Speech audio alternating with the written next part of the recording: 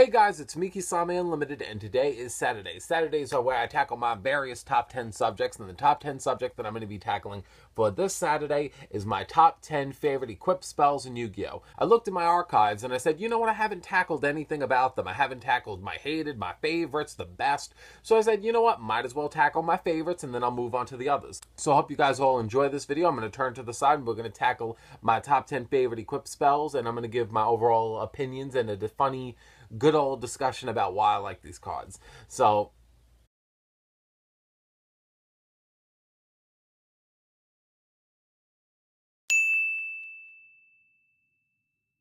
Miss Body is one of those cards where just naturally it's not a very good card, but for me, back in the time frame when I got the card, I believe it was like 2008, 2007, and I remembered when that card came out, I was just like, oh my god, all I play are these fucking 2019 beat sticks, so imagine being able to protect them from being destroyed by battle.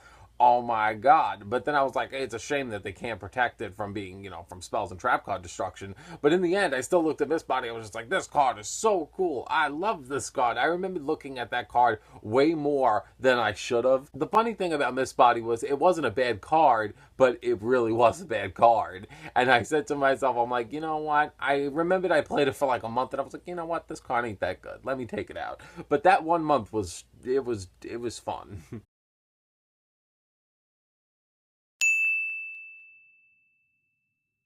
The funny thing is that I've never even played Mark of the Rose in anything. I've never played a plant-based deck, but I just look at the card, I'm like, you're perfect, you're beautiful, you look like Linden Vampire Lord, and I just would love to play you, but I just don't play anything that can play you, so it's a shame, because I wish I could play Mark of the Rose in something, because it's so interesting. I like the whole concept of it. It's funny, because even in plant-based decks, it's not considered a good card either, because the opponent gets the card back, but I kind of feel like it's so cool. I don't know. Out of equipped spells, it does leave a mark. Get it?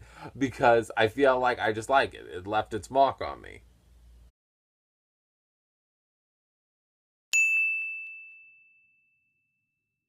It's fucking Mage Power, dude. I'm sure that Mage Power is on a lot of people's list. Mage Power is just one of those cards that you were basically like, as a kid, you were like, you want a shit ton of attack points? Well, bam, there it is. And I kind of like that quality. I was just like, you know what? I like that. I like that. That's a very cool concept. We need more of that. But you see, Mage Power is just one of those cards where it was just like, I don't believe there's a single person that has played Yu-Gi-Oh! Through the, golden age like I have that doesn't have a soft spot in their heart for Mage Power, because I'm sure that in anyone's youth in this game played Mage Power, especially back in the day, and I feel like everyone has that soft spot. It's like having that soft spot for like Monster Reborn and Giant Trunade and like Dark Hole. It's like you have to have that appreciation if you grew up in that time.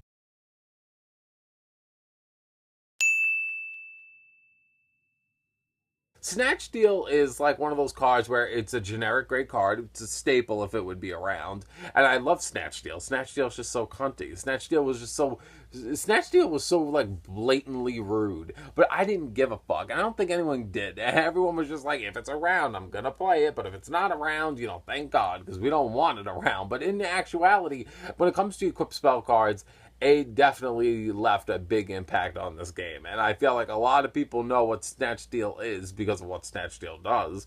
But Snatch Steal is just one of those cards where it's just like, it's just so convenient just to say, well, I'm going to take your monster, take a few bullshit life points, but I get your monster. Ha ha ha ha ha. And I feel like that's the thing that I like so much about Snatch Steal. It's just basically bluntly rude, yoink, shoop, and then they're like, attack. Fuck you.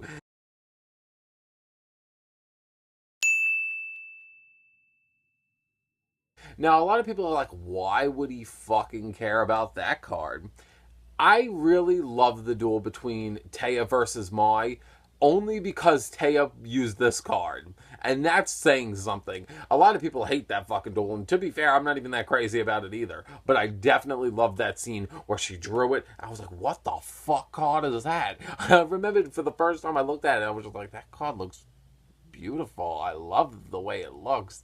It just looked so elegant, so beautiful, so just like chic. I liked it. I just feel like it was just so well designed for something that I think would embody like a fairy based equip spell. I just like the concept that she's like blowing like, I don't know what she's blowing, crack cocaine, but I don't know what she's blowing. But I really like the concept of what the car does because I feel like the car just looks beautiful and out, literally just a beautiful design of the card alone is why it's at number 6 because of how much I love the way it looked.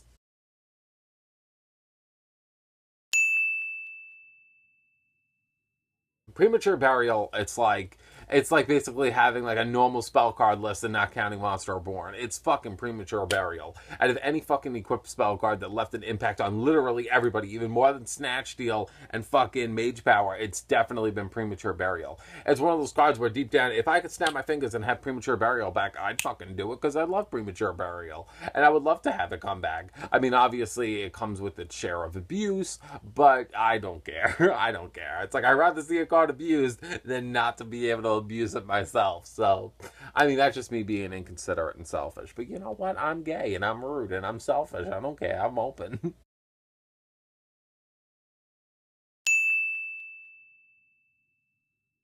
Now, this card made me like the whole Archfiend type to begin with.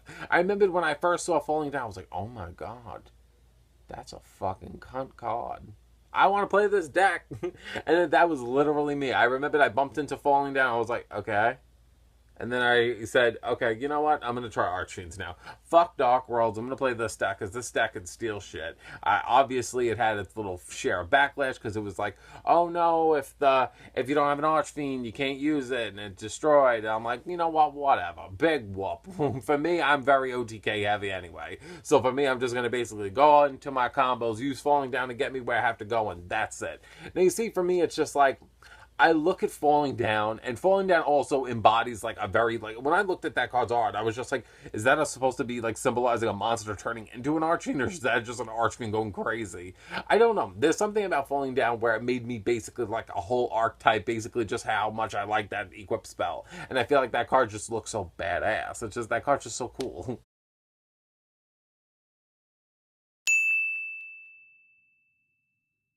Now, a lot of people might be like, what the fuck, Follow Wind? Why the fuck does he like that? Now, the reason why I like Follow Wind so much was because when I was a young lad, I remembered everyone had Blue Eyes and Dark Magician and Red Eyes. I didn't have any of that fancy shit. My mother took me to a flea market and got me some Japanese Yu-Gi-Oh cards, and I got Crimson Sunbird, which was the monster that I had with the most attack points. And I said, Follow Wind can work on this. And then I was like, this combination could be even stronger than the Dark Magician. This is my thing. And then I said, you know what? Follow Wind has left me that impact. Me feeling like I was better than Red Eyes and Dark Magician through Crimson Sunbird and Follow Wind. And I really like that concept alone. It's basically just me like on a fucking backwards trip of fucking 15 years. And I was like, damn, you went through a lot, Anthony. You went through a lot of changes.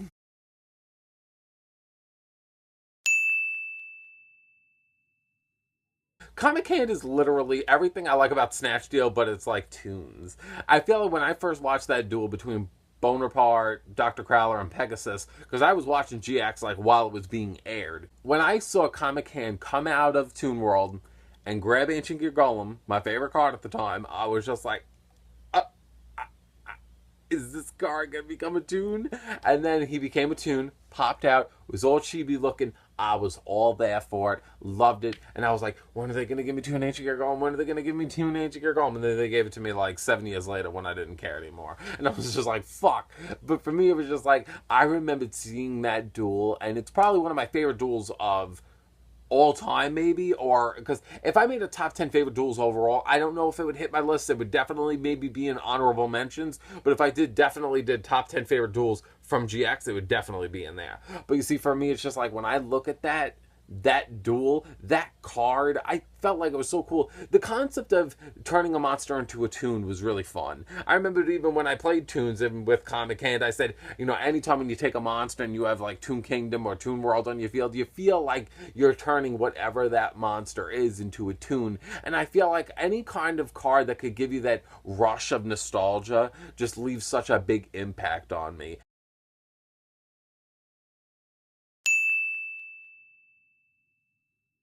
when I was at the age of, I want to say 15 to 17, everyone played Mage Power.